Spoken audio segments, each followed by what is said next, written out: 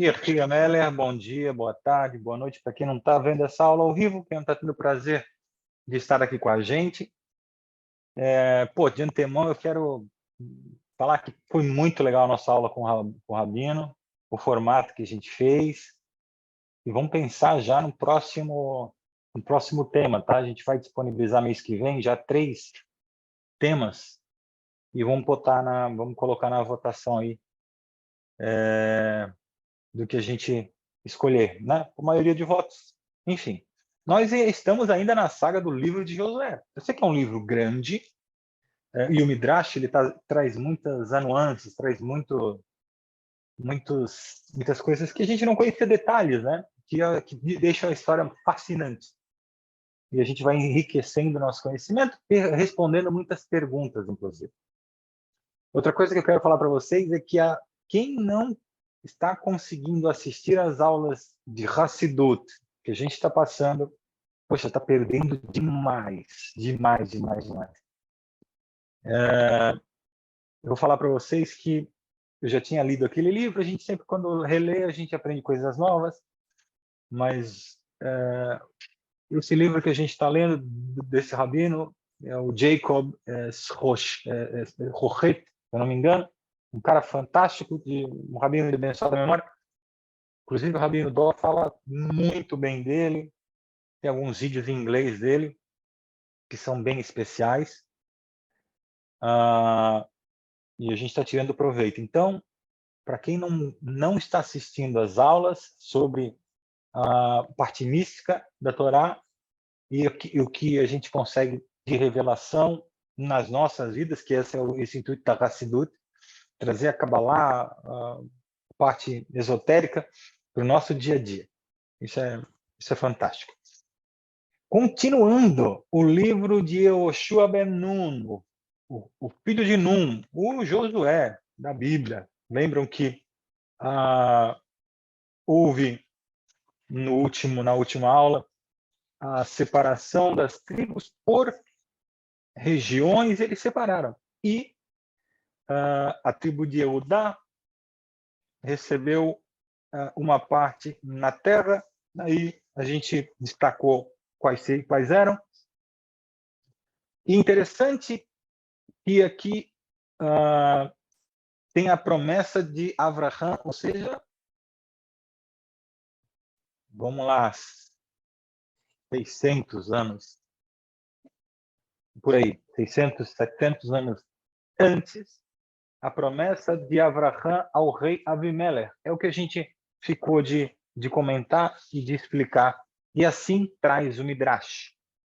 Depois que Hashem destruiu a perversa cidade de Sidom, Avraham pensou: essa parte da terra está agora deserta. Não há viajantes que eu possa convidar para minha tenda para oferecer-lhe uma refeição e ensiná-lo sobre Hashem. Vocês lembram que Avraham tinha uma tenda no meio do deserto com uns 4 cantos abertos, e ele foi o modelo exemplar, o modelo até hoje perfeito de como ser um anfitrião.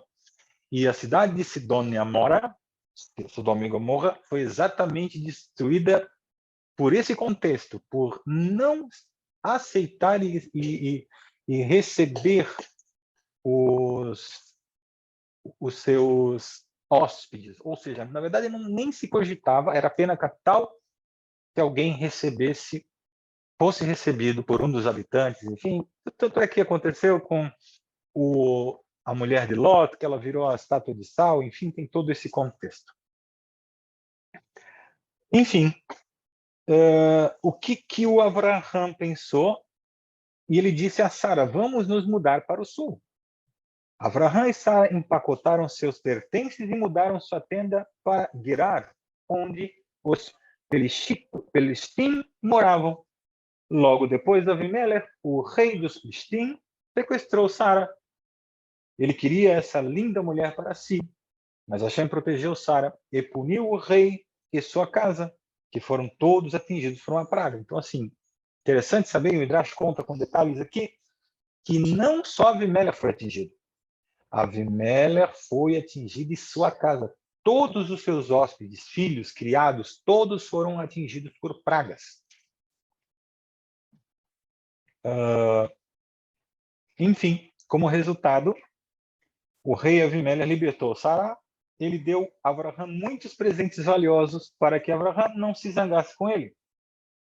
E uma coisa muito interessante que eu acho que poucos sabem, e o Midrash conta aqui, vocês vão se surpreender, ele deu sua filha Sara como serva, dizendo, é melhor que a minha filha viva como serva na casa de Abraham do que como princesa no meu palácio. Como é que é o nome dessa serva? Vocês lembram? Vocês lembram? Tempo.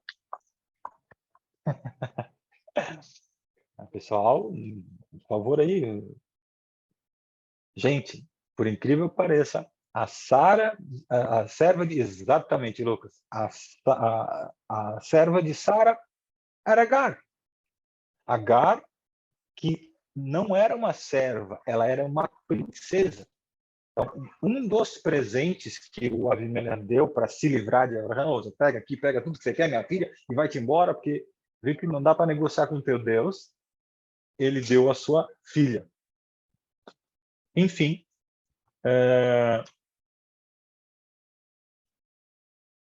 o rei Avimelech disse a Abraham e Sara que eles eram bem-vindos em sua terra. Eles, no entanto, preferiram, lógico, se afastar. Pouco tempo depois, Isaac nasceu de Abraham e Sara, e o rei Avimelech ficou surpreso. Vejam todos esses milagres que acontecem com Abraham. Ele exclamou, espantado. Ouvi dizer que ele foi vitorioso na guerra contra os 4 reis poderosos, e quando eu tentei pegar Sara, fui forçado a devolvê-la. Agora Abraham, com 100 anos de idade, tem um novo bebê. Tudo isso é fantástico. E eu vejo claramente que Hashem está com Abraham. E Avimelech reconheceu. Estou convencido de que os filhos de Abraham irão conquistar Eretz Canaan, como Hashem prometeu a ele. Pelo menos, deixe eu me proteger o tanto quanto for possível. O rei Avimelech, seus amigos e o seu general viajaram para a tenda de Abraham. E rolou esse papo. Eu vim fazer um tratado de paz com você. Vamos prometer não prejudicar um ao outro. Este tratado também se aplicará aos nossos filhos e netos. Que este tratado de paz esteja em vigor até os nossos netos, até que os nossos netos morram. E eu não estou preocupado com o que acontecerá depois desse tempo. Abraham sempre foi gentil com todo mundo. E ele falou, eu concordo em fazer esse tratado, sem problema nenhum. No entanto, Hashem não aprovou. Não é bom fazer um tratado de paz com adorador de ídolos. Ele disse, seria melhor que você não tivesse feito esse pacto com ele.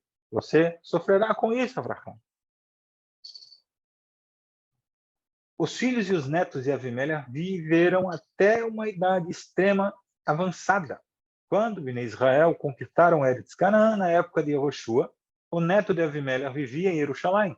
Bnei Israel queria conquistar Jerusalém, mas eles se lembraram do pacto de Abraham. Eles não queriam violá-lo. Jerusalém, portanto, permaneceu nas mãos não judaicas. Foi conquistada apenas anos depois por Davi Amelech, o rei Davi. Quando Yehoshua lançou o próximo Goral, lembram que é aquele sorteio? Ele mostrou o nome de Efraim. O pergaminho na segunda urna dizia que a porção de Efraim ficava no meio da terra, incluindo em sua porção estava a cidade de Shiló, onde o Mishkan seria estabelecido, ou seja, Jerusalém. Porque o Goral escolheu Efraim em seguida, Jacob abençoou seu filho Yosef para ter direitos de primogênito em vez de Reuven. Seus filhos então receberiam 2 porções na terra. O Goral escolheu primeiramente o mais importante dos 2 filhos de Yosef, Efraim.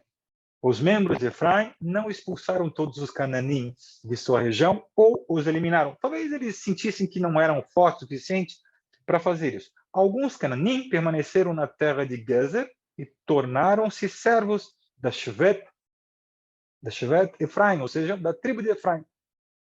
Mais tarde, eles foram uma má influência sobre os judeus Hashem avisou a Bnei Israel, os filhos de Israel, que eles não deveriam permitir que nenhum cananim vivesse com eles. E aí foi dado aquele prazo de 12 meses, ou converte ou sai fora. Deixa eu pegar uma... Não está aqui, mas deixa eu trazer uma coisa muito interessante ainda sobre Agar e a grandeza de Sara, né? Vamos falar um pouquinho primeiro sobre a grandeza de Sara. Sara estava muito triste porque não podia dar filhos a Avraham e ela ofereceu a própria Agar. E vocês sabem que Agar teve Ismael, só que vejam, Agar ficou com medo e fugiu antes de ter Ismael para a floresta. Conta assim o Midrash que um anjo de Hashem foi até a floresta e convenceu ela, olha, aceita o seu papel de serva, tenha o filho de Avraham e coloque o nome dele de Ismael, ou seja, Hashem deu o nome para Ismael. Uau, mas por que Ismael depois se revoltou, virou um perverso, enfim? Isso a gente não sabe, mas Hashem cumpriu tudo que prometeu.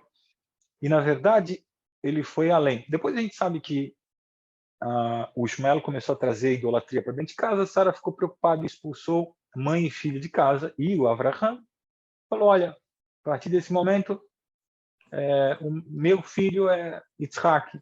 Por quê? Por causa dessa situação da idolatria de Ismael. E eu quero trazer uma situação para vocês que depois... Tem alguém com o microfone ligado. Só vou pedir para fechar porque está dando interferência aqui. Depois que a Agar, vejam, Agar ela tinha total ideia de como era como vivia o Avraham. Então, assim, quando está escrito que quando o anjo foi até Agar, ela não se surpreendeu, porque anjos visitavam as tendas de Avraham.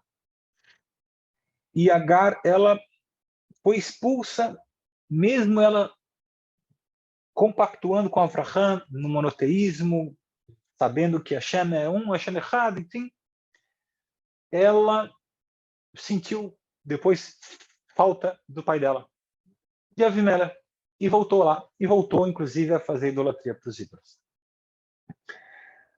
Mas como ela teve uma atitude muito boa de obediência, dando o filho para Avraham e tal, depois da morte de Sara, Hashem ordenou, não sei se vocês sabem disso, mas agora vão ficar sabendo, que Avraham Avinu retomasse o seu casamento com Agar.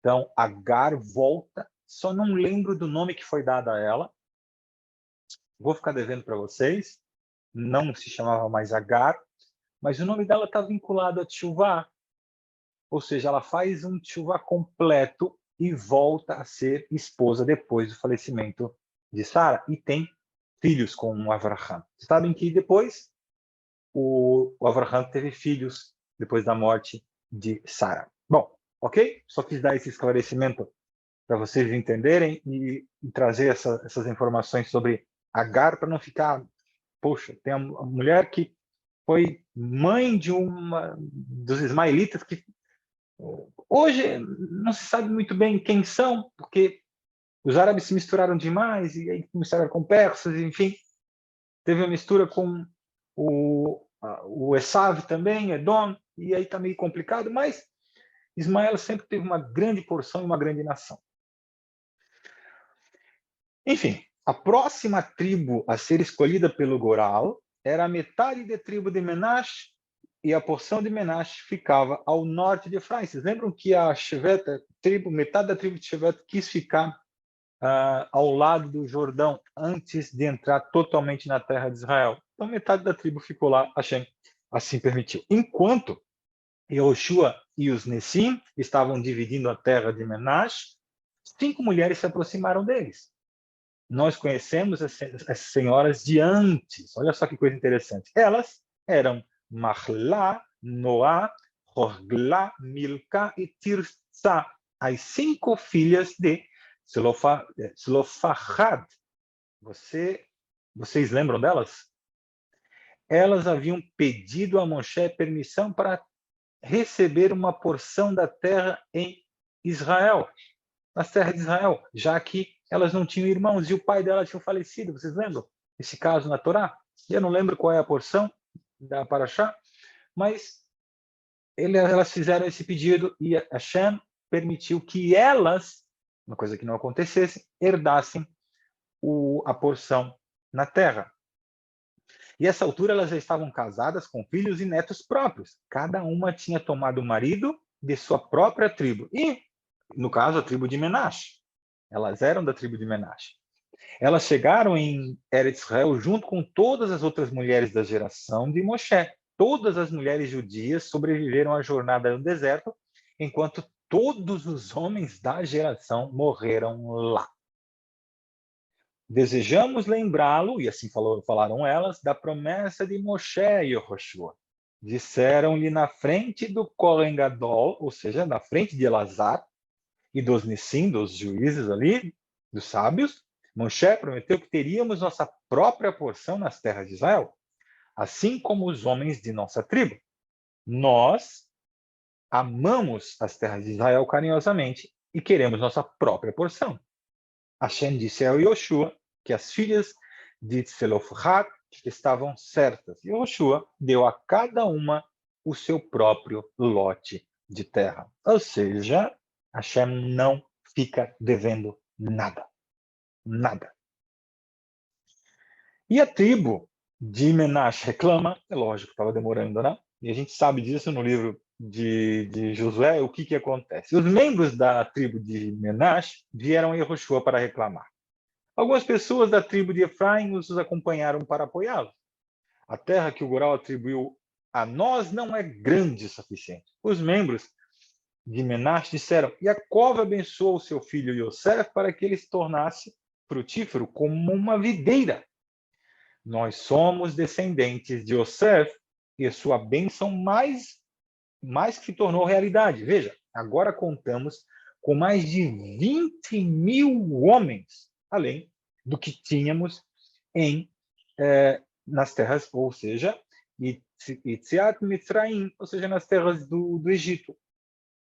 Menashe tinha aumentado em maior proporção do que todas as outras tribos. A contagem no segundo ano depois de deixar o Egito mostrou que na Shevet de Menashe havia 32.200 homens com idade entre 20 e 60 anos. No 40º ano do deserto, o número de homens de Menashe já era de 52.700 homens. Olha só que coisa interessante. Deixa eu pegar o que Nogueira traz aqui, porque sempre é muito importante. Se quiser, pode terminar, Gabriel. E depois você coloca beleza. só para Maravilha. não te atrapalhar. Maravilha. Tá bom, beleza. Depois a gente volta lá. Olha só. Incrível que a gente sabe, o Midrash conta que no Egito, as mulheres judias elas tinham sextuplos. Cada vez que elas iam parir, elas tinham 6 filhos de uma vez só. Então, não é nenhuma novidade que a tribo de Menashe havia crescido em mais de 20.000 homens em 40 anos. Gente, eu estou falando só da tribo de Menashe. Yoshua respondeu para a tribo de Menashe: eu não posso mudar o Goral. Ou seja, o Goral, o sorteio é feito divinamente. Por favor, não reclame. O que Hashem faz é justo. Eu posso, como sempre, dar-lhe um conselho. Eu vejo que você só se estabeleceu naquelas partes onde os Cananim construíram casas.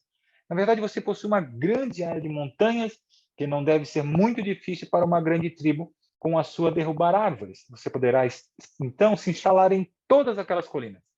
E os filhos de Menashe, os herdeiros, responderam: mesmo se formos desmatar toda a floresta de nossas montanhas, ainda não teremos espaço suficiente para nos assentar.